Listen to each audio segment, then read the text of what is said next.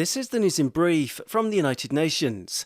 The situation at Ukraine's Zaporizhzhia nuclear power plant could lead to disaster, the UN Secretary-General said on Thursday, directly appealing for all military activities there to end immediately. The past several days have seen reports of further deeply worrying incidents that could, if they continue, lead to disaster, Antonio Guterres said. His comments came ahead of an emergency meeting of the UN Security Council in response to the Zaporizhzhia crisis, which Russia and Ukraine denied targeting. Mr. Guterres urged the withdrawal of all military personnel and equipment and any further deployment of forces there. The UN chief also called for an urgent agreement at a technical level to fix a safe perimeter around the plant. The number of young people globally who can't find work this year is set to reach 73 million. That's a full 6 million more than before COVID-19, the UN Labour Agency said on Thursday.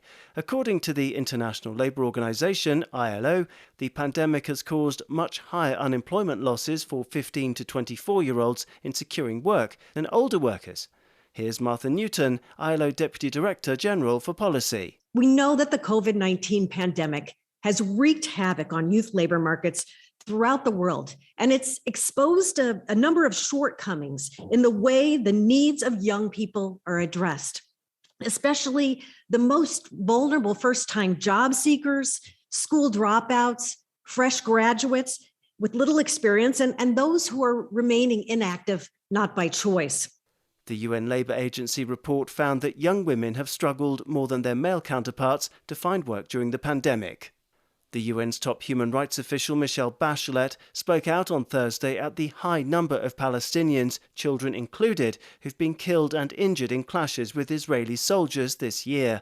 Her comments followed violence involving Israeli forces and Palestinian armed groups in Gaza last weekend that left 17 children dead. And on Tuesday, 2 more youngsters were killed during Israeli law enforcement operations in the West Bank, bringing the total Palestinian death toll this year to 37. Inflicting hurt on any child during the course of conflict is deeply disturbing, and the killing and maiming of so many children this year is unconscionable, Ms. Bachelet said, adding that an almost total lack of accountability persists in the occupied Palestinian territory. The UN High Commissioner for Human Rights condemned Israeli strikes that had hit apparently civilian objects, issuing a reminder that such attacks are prohibited under international law. Ms. Bachelet also said that Palestinian armed groups had launched hundreds of rockets and mortars at Israeli targets that had injured 70 people, according to the authorities. Daniel Johnson, UN News.